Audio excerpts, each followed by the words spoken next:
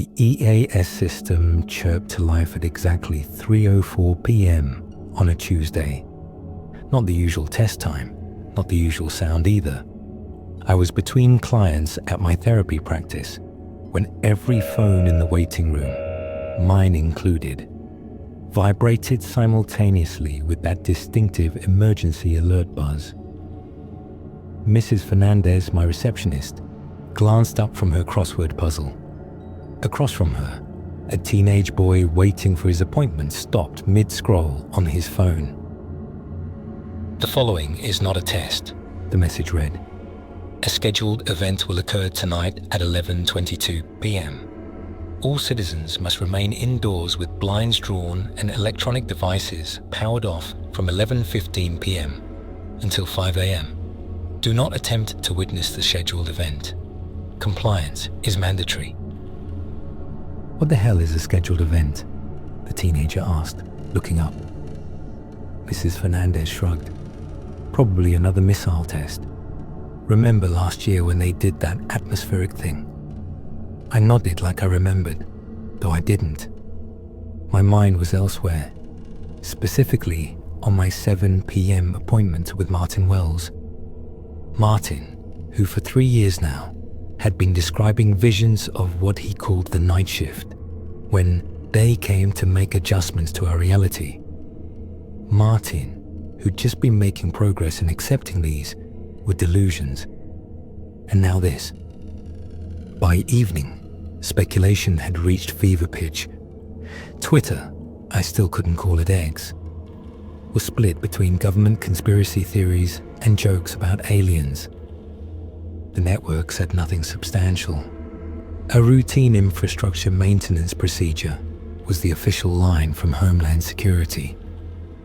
Further details classified for national security reasons. My last appointment, Mrs. Devereaux, spent the entire session discussing the alert, rather than her marital problems. "It's the way they phrased it," she kept saying. "A scheduled event, not maintenance or testing, or anything normal people would say. And why can't we look at it? What don't they want us to see?" I maintained professional neutrality, but somewhere in the back of my mind, Martin's voice echoed. "They've been doing this for years. We just forget afterward." I called Martin after my last session. His session was scheduled for tomorrow, but I wanted to check in. The call went straight to voicemail.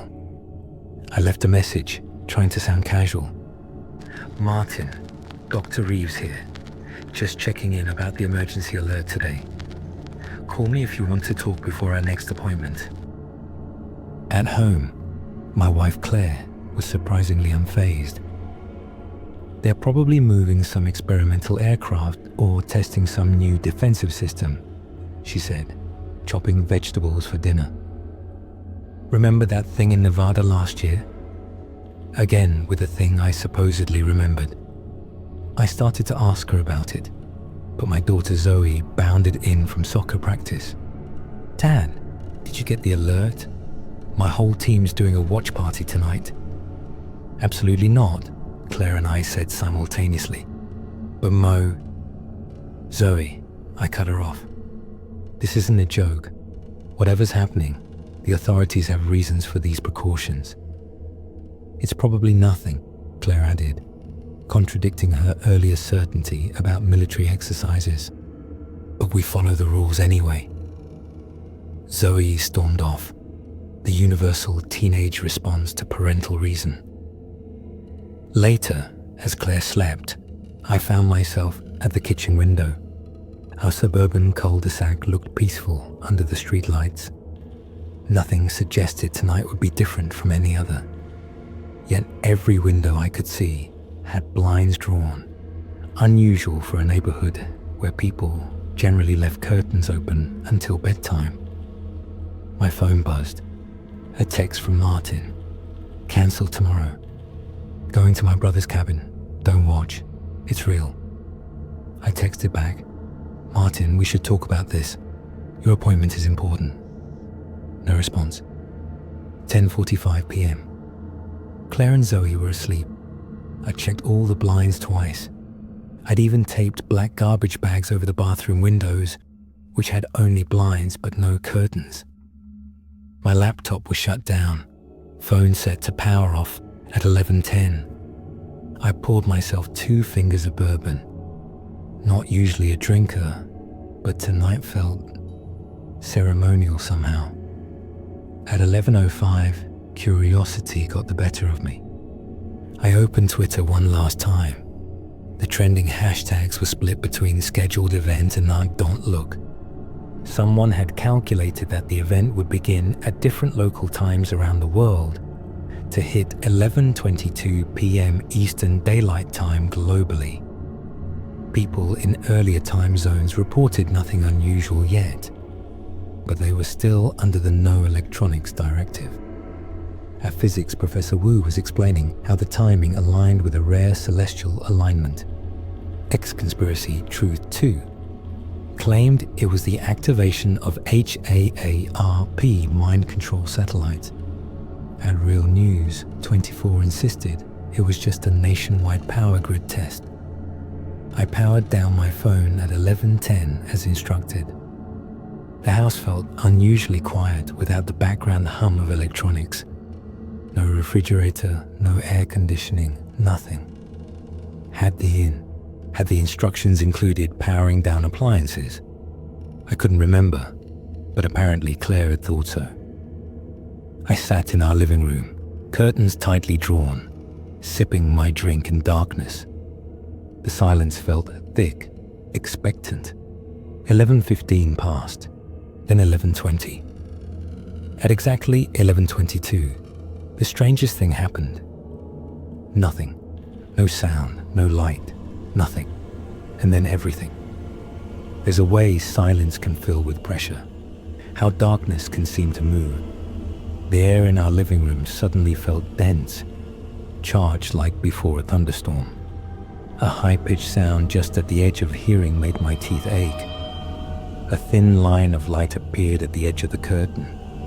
Not streetlight orange or moonlight silver, but a pulsing blue-white that seemed to scan back and forth.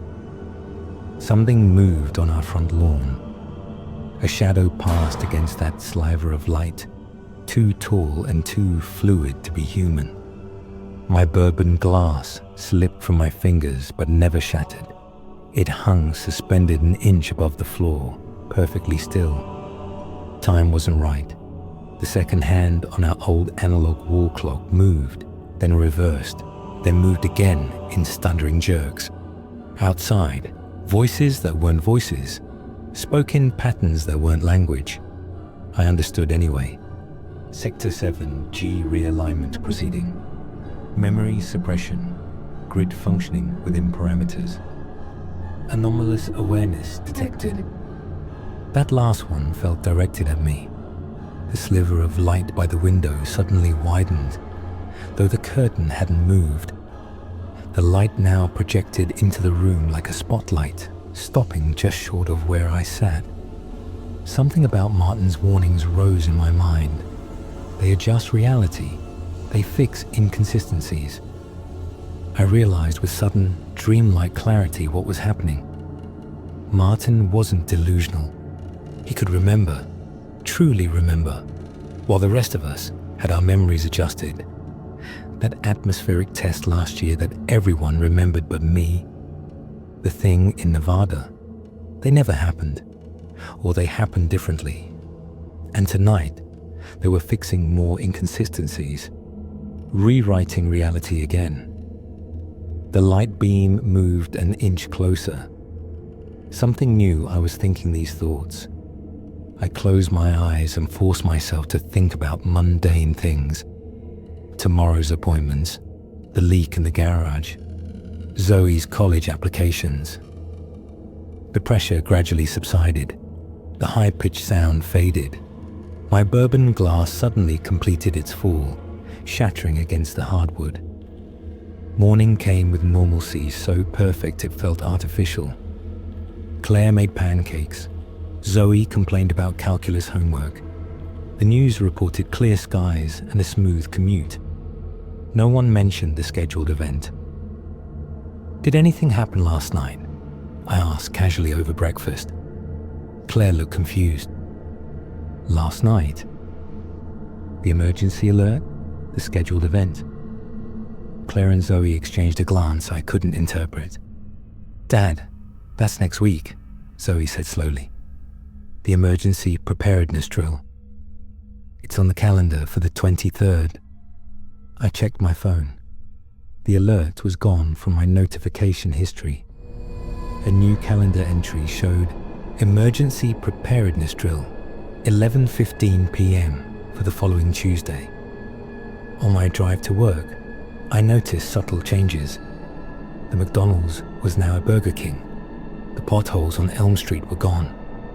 Mrs. Takamoto was walking a golden retriever instead of her usual poodle. At the office, Mrs. Fernandez handed me my schedule. "Martin Wells cancelled his standing appointment," she said. "Left a message saying he's moving out of state." I nodded, unsurprised. "Any forwarding information?" "None. Paid his outstanding balance in cash. Left it in an envelope under the door this morning." Inside the envelope was a note. "They know I know. They know you suspect. Tuesday was the 6th adjustment this year. They're coming more frequently. Reality is becoming unstable. Some remember everything, some nothing, some in between. Trust no one's memories, not even your own. Find me at the place we discussed." We had never discussed any place, but as I read the note, I suddenly remembered a conversation that hadn't happened yesterday. Martin telling me about his brother's cabin near Lake Chelan. Off the grid, shielded somehow from their influence.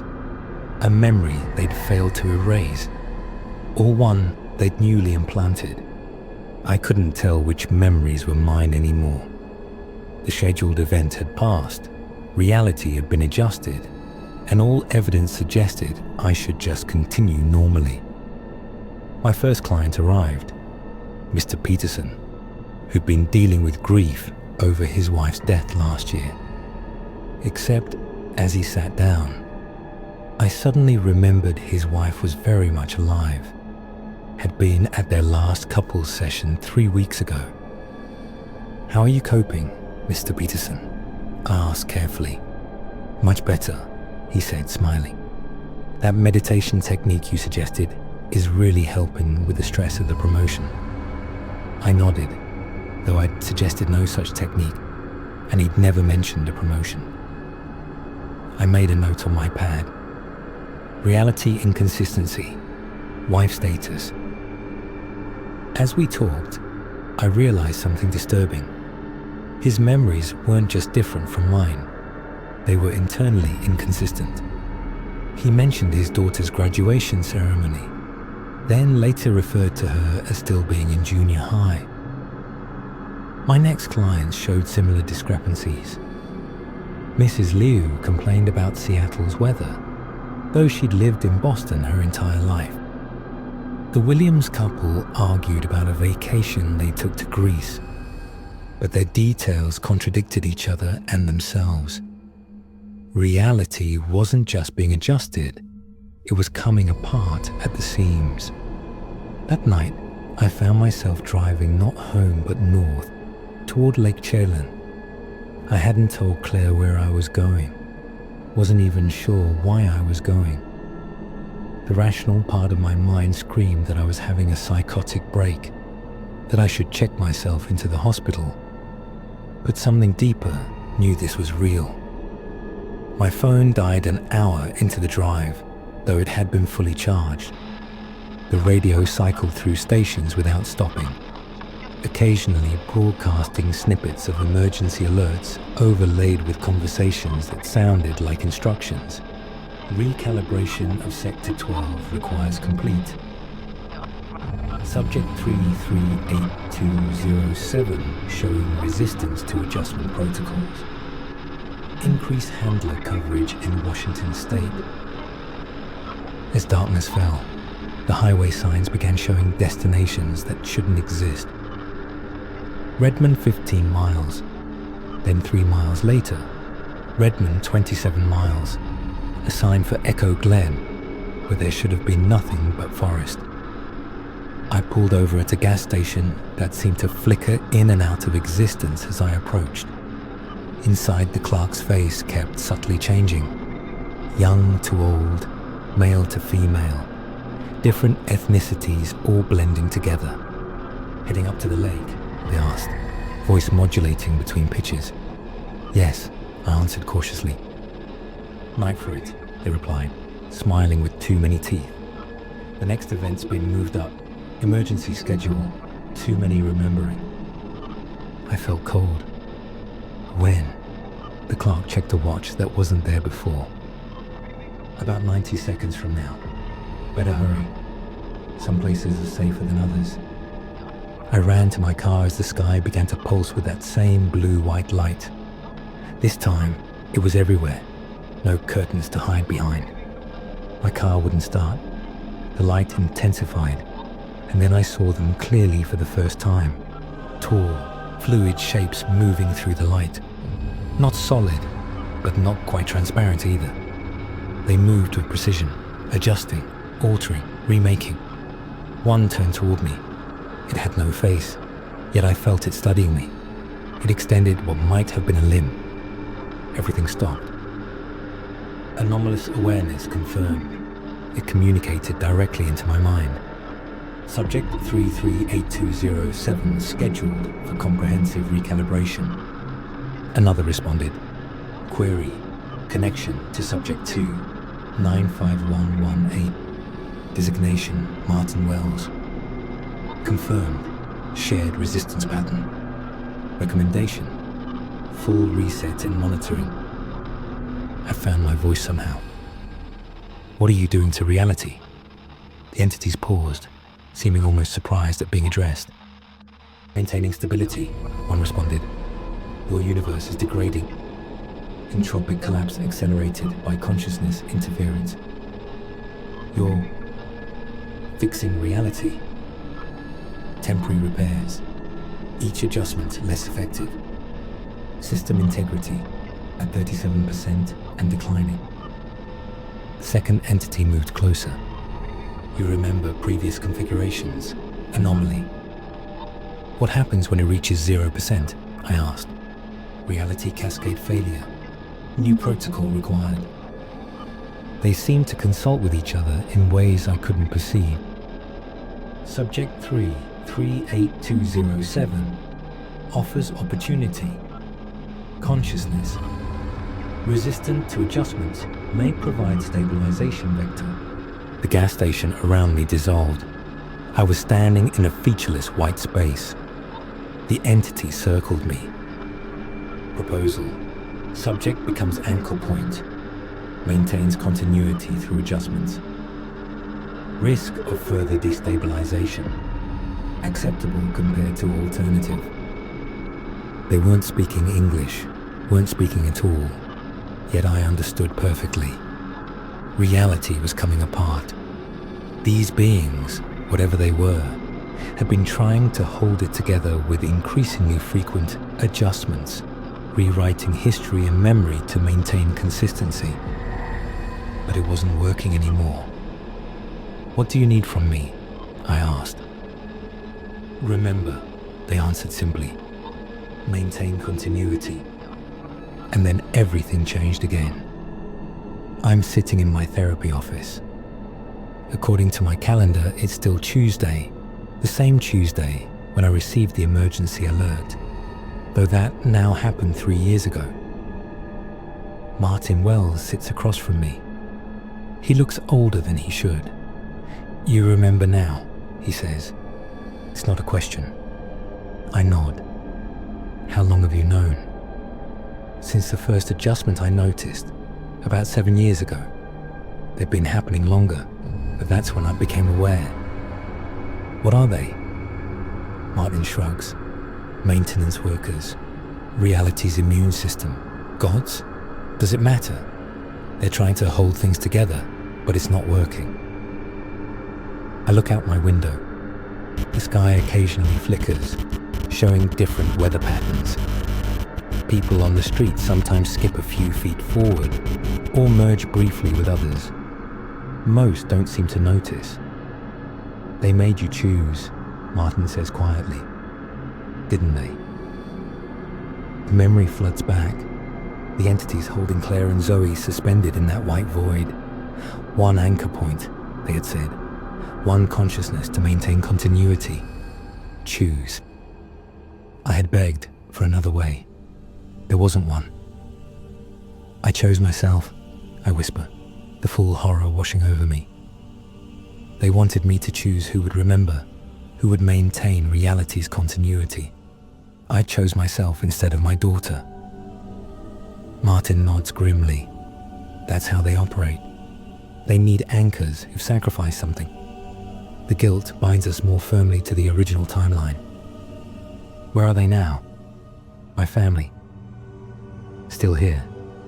But they're not who they were. They can't be. On my desk sits a photo I don't recognize. Claire with another man. Zoe in a graduation cap I never saw her wear. The event resets in 12 minutes, Martin says, checking his watch. You need to decide. Decide what? Whether to remember again. Each reset, we get the choice. Remember everything and stay an anchor, or forget and become like everyone else, living in blissful ignorance as reality crumbles. I think of Claire and Zoe, living lives where I'm either absent or someone else entirely. There's one more option, Martin says, his voice dropping. I've been saving these. He slides a bottle of pills across my desk. Take them before the event. It creates a paradox, an anchor point that ceases to exist. The entities can't process it. What happens? I don't know. Maybe nothing. Maybe everything resets completely. But it's a choice they didn't give us. Through my window, I see Claire walking down the street. She looks happy. She looks whole. I take the bottle. See you on the other side, Martin says. Or not. As the sky begins to pulse with that now familiar light, I swallow the pills. The entities appear, their fluid forms agitated. Violation, ankle point, self-terminating. Paradox imminent. System failure. As consciousness fades, I see reality fracturing around me. Not just flickering, but shattering like glass. In the final moment before darkness takes me, I understand what we really were. Not anchors, not saviors. We were the nails keeping a diving board attached while the pool below had been empty all along. The illusion collapses, and finally, everything is quiet.